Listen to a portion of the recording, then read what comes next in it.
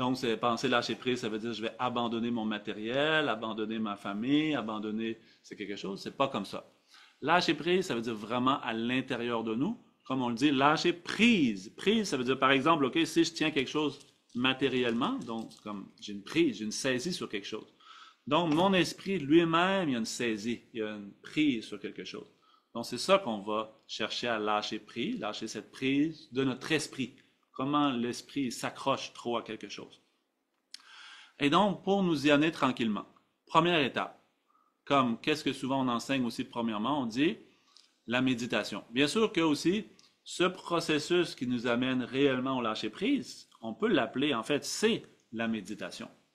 La méditation, beaucoup de gens de nos jours pensent que ça veut simplement dire, comme pour savoir c'est facile, des fois on demande juste aux enfants. Les enfants, qu'est-ce qu'ils ont entendu, ils vont répéter. C'est beaucoup les stéréotypes, ils vont répéter. Par exemple, des fois j'ai demandé aux enfants dans les groupes scolaires, est-ce que vous connaissez la méditation? Donc certains enfants, ils disent oui. Ils disent, il faut, tu t'assois comme ça, il faut que tu mettes tes mains comme ça, tu fermes les yeux, tu dis Om. Comme ça, il y a certains stéréotypes, mais c'est bon, c'est tout quelque chose comme associé à la méditation. Mais est-ce que c'est seulement ça la méditation? Je ne pense pas. Si c'est possible aussi, c'est possible. Un perroquet aussi peut faire la méditation. Le perroquet, il peut fermer les yeux, il fait Om. Il fait la méditation aussi. Aussi, notre chien, notre chat, c'est possible, il ne bouge pas. Donc, comme ça, les Tibétains donnent une expression, ils disent, il ne faut pas faire la méditation du pigeon. Okay? Le pigeon, lui, aussi est capable de fermer les yeux. Des fois, il a bien mangé, il ferme les yeux, il s'installe confortablement et il ne pense plus à rien. C'est plus penser à rien, tous les animaux sont capables, les chiens, les chats aussi. C'est pas ce qu'on appelle la méditation. Des fois, les gens disent, mon chat médite avec moi, mon chien médite avec moi. Mais je ne suis pas sûr qu'il fait la méditation. Peut-être qu'il fait juste la relaxation. Relaxation, c'est pas la même chose que méditation, OK? Par exemple, OK, si des fois on fait la méditation, on s'endort pendant la méditation.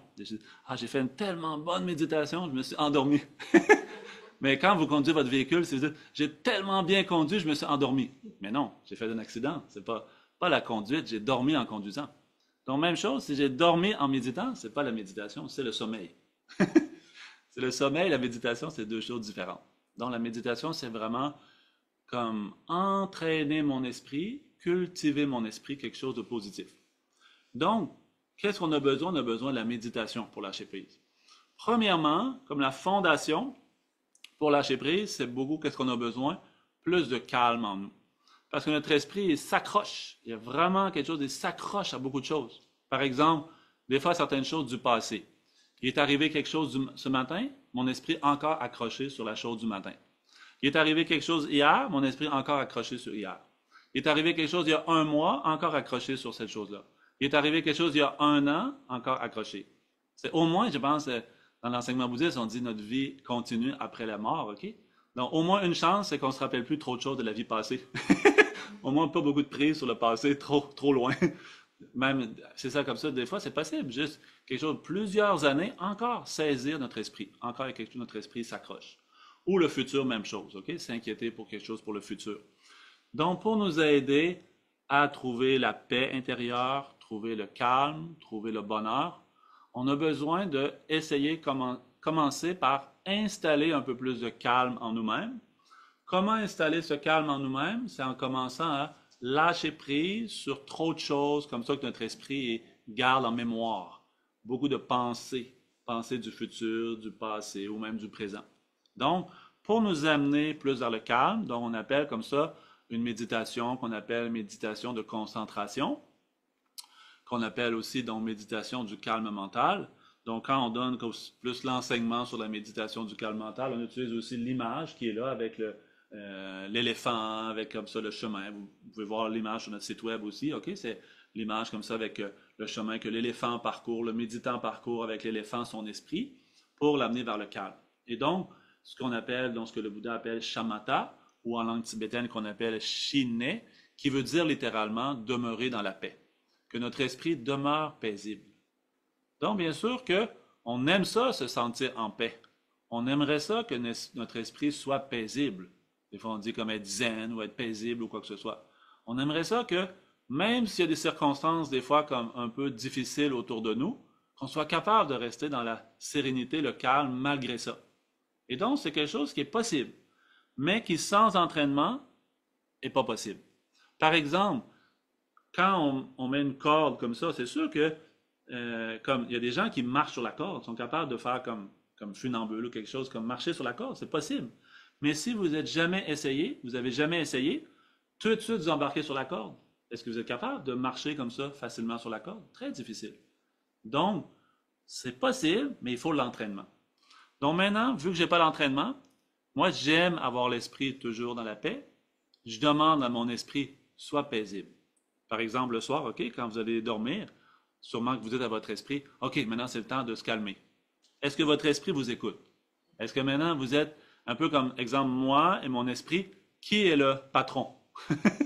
Moi, je dirige mon esprit ou mon esprit me dirige? Qu'est-ce que je suis capable?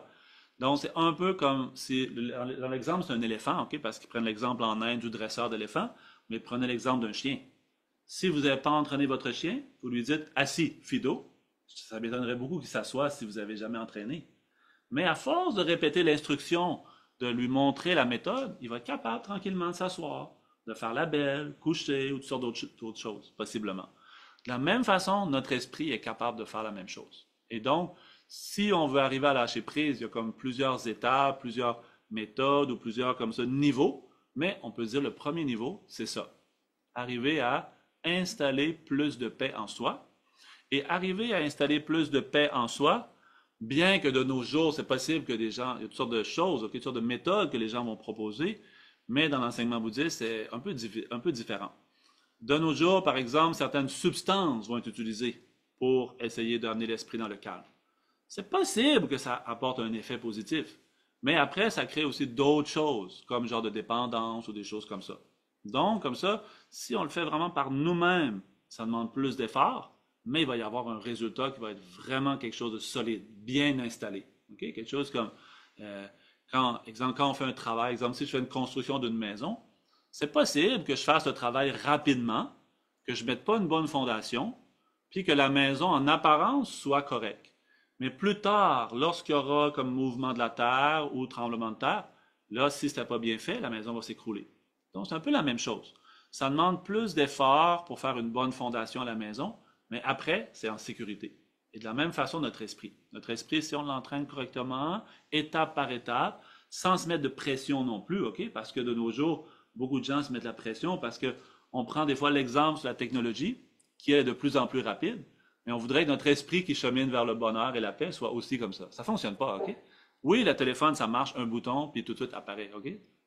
ChatGPT ou je ne sais pas quoi, là, intelligence artificielle. Notre esprit, pas la même chose. Mais notre esprit, c'est vraie intelligence, intelligence naturelle. C'est pas la même chose. Donc, comme ça, c'est vraiment une grande qualité qu'on a tous en nous, qu'on est capable. Et il ne faut pas non plus se décourager. Par exemple, de nos jours, on a beaucoup de termes comme nouveaux, comme ça, qui ont été créés. Par exemple, que ce soit déficit de l'attention ou toutes sortes de choses comme ça. Déficit de l'attention, ça le dit, c'est juste que j'ai pas assez d'attention. Et, comme n'importe quoi d'autre, je peux avoir pas assez de patience, pas assez de compassion, pas assez de calme. Peut-être que j'ai pas assez de pratique de mon anglais, j'ai pas assez de pratique de mon espagnol. Si j'ai pas assez, donc il faut que je m'entraîne et ça va devenir meilleur. Si je m'entraîne à la guitare, ma guitare va devenir meilleure.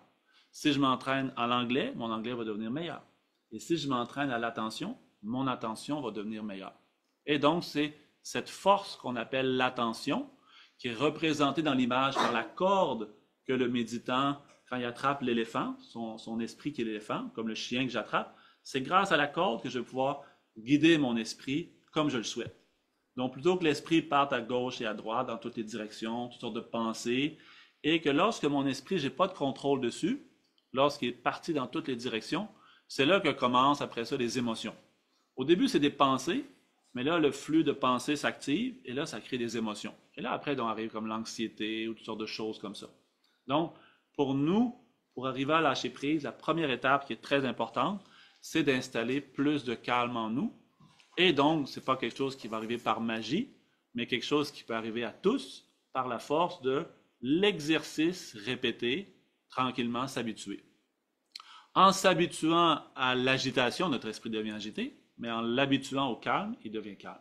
Et donc, comme ça, faire des petits exercices, pas trop longs, ça veut dire vraiment la durée de votre choix, même si c'était juste, ça peut être pour certains plus long, comme exemple 15 minutes, 10 minutes ou même plus, mais ça peut être aussi 5, 3, 2, 1 minute. Ça pas vraiment, ça dépend de chaque personne, mais de faire un petit exercice dans lequel vous prenez par exemple votre respiration comme un point d'ancrage, puis que vous essayez de garder l'attention sur la respiration. Et que si vous voyez l'esprit qui s'en va dans d'autres directions, vous faites juste le ramener sur ce point d'ancrage que vous avez choisi. Et à force de faire ça, tout comme quand j'entraîne mon chien, à force de faire ça, l'esprit va devenir capable de répondre à ma demande, répondre à mon instruction. Et donc, c'est comme un genre de façonnage de mon esprit. Okay? Comme si vous faites, exemple, certains exercices physiques, du yoga ou quoi que ce soit, et des postures que vous étiez moins à l'aise de faire avec moins d'entraînement, mais que vous êtes de plus en plus à l'aise de faire avec plus d'entraînement.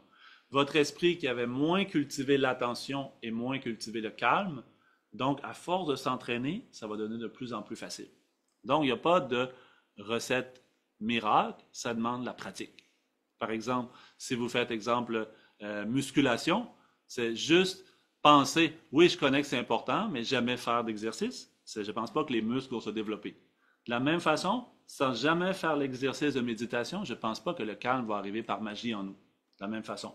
Comprenez-vous? C'est la même chose si vous dites, j'aime apprendre l'espagnol, mais vous ne parlez jamais. Aucune journée dans la semaine, aucune journée dans le mois, vous parlez espagnol. Pourquoi mon espagnol ne s'améliore pas? Comprenez-vous? C'est ça, c'est normal. Si je fais des petits efforts chaque jour, 10 minutes par jour, peut-être mon espagnol après 1 mois, 2 mois, hey, déjà, je suis capable d'avoir une petite conversation courante. Donc, de la même façon, notre esprit. C'est bon comme ça, tout le monde? Donc, on va réessayer encore un petit exercice, OK? Comme on a fait tout à l'heure, avec juste une petite méditation, juste 2-3 minutes, pas très long, OK? Juste un petit exercice pour s'habituer. Après, donc, vous pouvez le répéter chez vous à la maison. Pas besoin d'attendre votre prochaine méditation quand vous allez revenir ici au centre, OK? Vous êtes chez vous à la maison, c'est parfait, c'est plus facile. Juste essayer de suivre le mouvement de la respiration naturelle, OK? Sans rien forcer. Juste suivez votre respiration naturelle, respiration profonde, gardez votre attention, puis voyez comment s'installe le calme en vous quand vous êtes capable de faire ça, et que quand le calme s'installe en vous, comment votre esprit se sent et comment votre corps se sent. Essayez d'observer ça aussi en même temps.